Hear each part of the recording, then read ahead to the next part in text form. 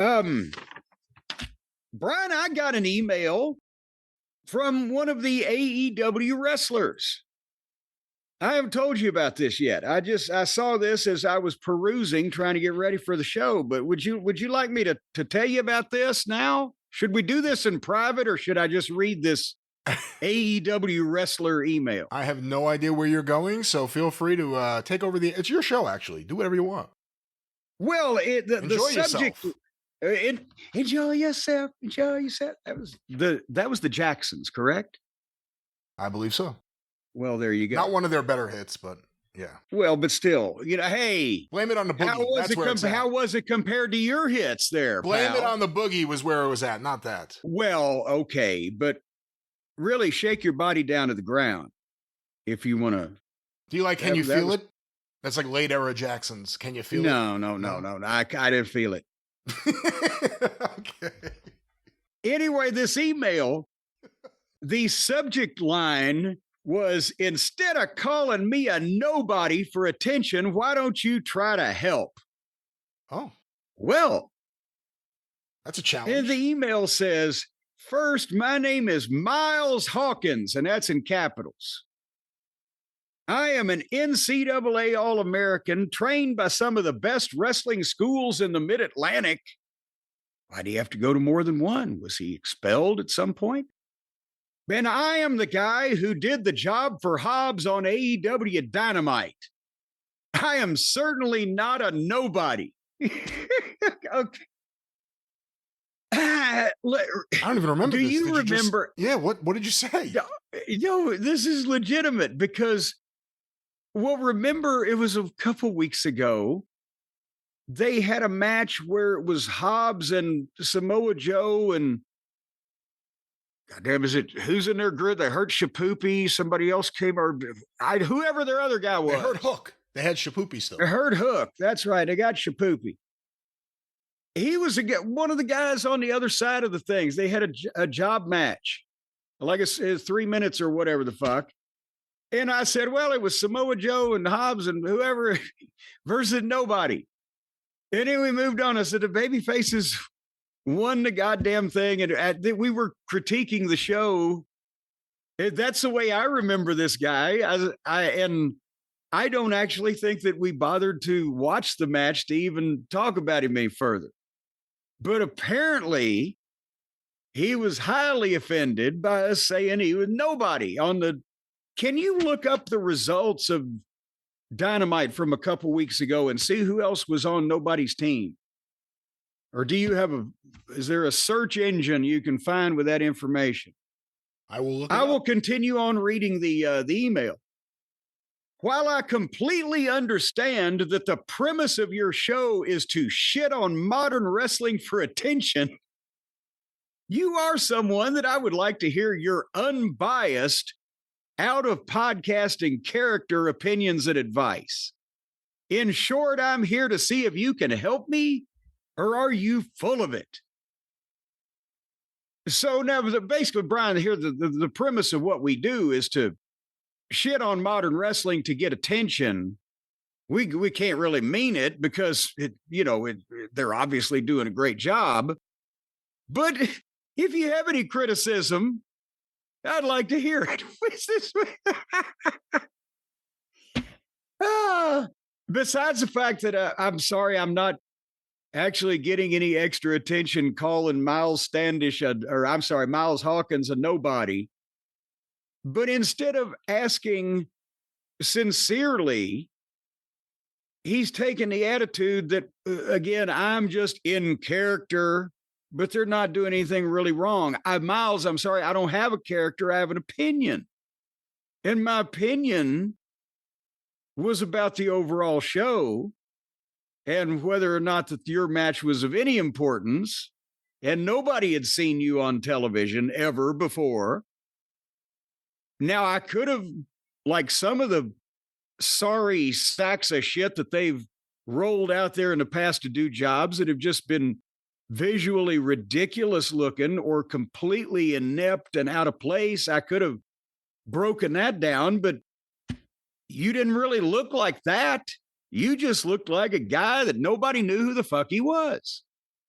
That's why you were labeled nobody. I'm trying to find the results, and apparently it was the April 30th, 2025 episode of Dynamite. I have to go to a different website. The one I have here does know who he is, because it says match 2, The Ops versus Hawkins and 2 other guys. So I literally have to go to another website now to find this. Let's go here. But the 2 other guys, did they fucking send them a nasty email over at that website? Say, we're not other guys. I remember this match. He was the other guy. How did they say it the other way? It was the Ops versus Nick Camarado, Rhett Titus, and Miles Hawkins. Okay. Rhett Titus, I worked with in Ring of Honor 15 years ago. That's why I knew him. Camarato, we've seen on TV before there long in the past, and then there was nobody because we'd never seen him before. But anyway, again, Miles, you weren't important enough for us to go into detail on in the overall critique of the show in that particular slot you were in. However, and truthfully and honestly, I don't plan on watching a lot of your extended matches in the future, but just as an overall suggestion, if you're going to ask any veteran or any more experienced person than you are for advice, don't preface it by saying, well, I know you just say shit like that because you want to get attention and you can't really mean it, but what am I doing right? He needs to ask with a better attitude. I guess if I can answer his question, what you're doing right is publicity. Now I'll remember your name maybe another week. I had no memory of that match until Jim made me go look it up again. And then I kind of remembered it because Nick Camarado reappeared. I don't even remember what this guy looks like. But now also, he was an NCAA All-American, which means he's doomed in that environment because the last thing they want is anybody trying to bring any type of athletic background to that show. But at the same time, he sounds like his attitude would fit right in with the indie crowd. So he didn't say where he trained or who trained him? Some of the best wrestling schools in the Mid-Atlantic. I can't name one of those particular things right now. Was George South training guys at one point? Or am I thinking about something else? I don't know what George has been doing in recent. He's trained plenty of guys in the past. I know Austin Idol has a school in Greenville, I think. I haven't heard anything about that in quite some time. I don't know. I heard Tommy Rich was sleeping under the ring. Hey, no. He's waiting for his cue. But anyway, nevertheless, whoever the best wrestling schools in the Mid-Atlantic are, they should have had a class in attitude when you're trying to get helpful hints. And you're saying things for attention because you're critiquing the wrestling that I guess he likes, that he thinks everything's good, everything's just going great. Well, they should just keep doing what they're doing. I don't even know. I just think he may have been stung because he thinks quite often and fondly of himself, and nobody. Because I mean, think of the fucking things I've said about other people, and they never sent me an email. And the whole "tell me what I'm doing right" based on what? Yes, you've fucking laid down wonderfully. There's if we ever do see him on television again, we'll have to pay attention so that we can pick his game apart in detail. Should they use this as a gimmick for him to help him get more TV? The whole thing that he gets mad when the fans chant, "Nobody, you're nobody. You're a real nowhere man."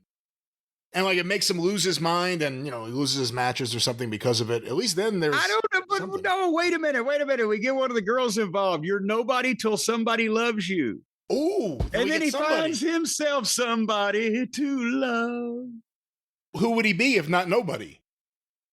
Well, then later on, as soon as he finds somebody to love, he'll be somebody. And then they can say, there's somebody. This is some good shit, man. I think you should think about booking. Yeah. Move over, Tony. All righty then. Well, that was communication from the front. I got to plug again. The WHAS Crusade for Children is coming up June 7th and 8th.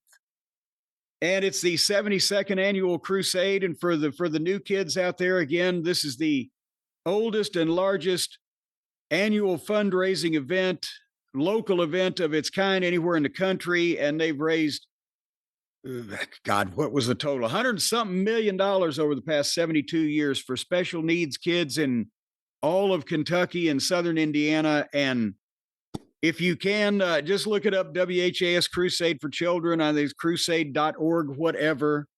We've done some fundraisers in the past. I'm just wore out on time, so I'm sending a check in this year and putting everybody's name on it. But if you want to send something, then you can check it out online. It's a very worthy cause.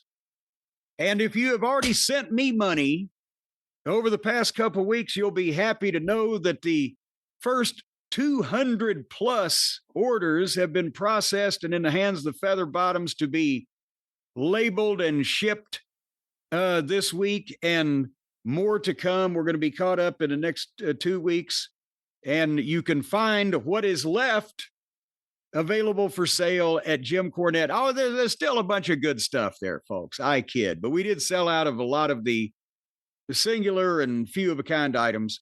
JimCornette.com. And they're thankfully for the Feather Bottoms speedy assembly system, there's not the wait that there has been in the past with volumes of orders of this number. What are you doing, Brian, over there? Did you ever What? You found the Google, you had to go to 2 different websites to get the results of AEW. Shouldn't they have that on their website? Well, they did. There was a link to Dynamite results from this week, and then I found last week, but there wasn't like a link on their page to get the actual show by show. So I had to just Google it, but I didn't know which week it was. So that's something that they ought to do because Tony's statistics minded, right? And he wanted the sports-based presentation, and he wanted to bring the statistics into everything. He should be put in charge of compiling everybody's won-loss record for the website for all the statistic nerds like him to look up and just argue and conversate over. And somebody else ought to be in charge of who wins and who loses, and then Tony should just write it down. I think that would be his place in a wrestling promotion, is keeping track of the winners and the losers and the numbers. Oh, will you stop it? We should be encouraging him. He should be an on-air character more and more. So he can point and grin and all right, we'll get there. He behaves like a silent comedy star. I love it. Yeah, he's doing pantomime, even though that there's goddamn, it's obviously television with audio, but he won't speak to people in front of him unless there's a microphone. He'll just point and smile and nod his head. And that segment where Shelton Benjamin found MJF, someone needs to take that and play it back with no sound, like in black and white, or just have like some piano behind it or something, and watch Tony. It works.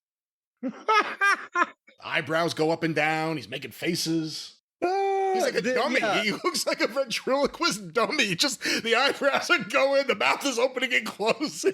But the Buster Keaton soundtrack, right? The fucking silent movie comedy. All right.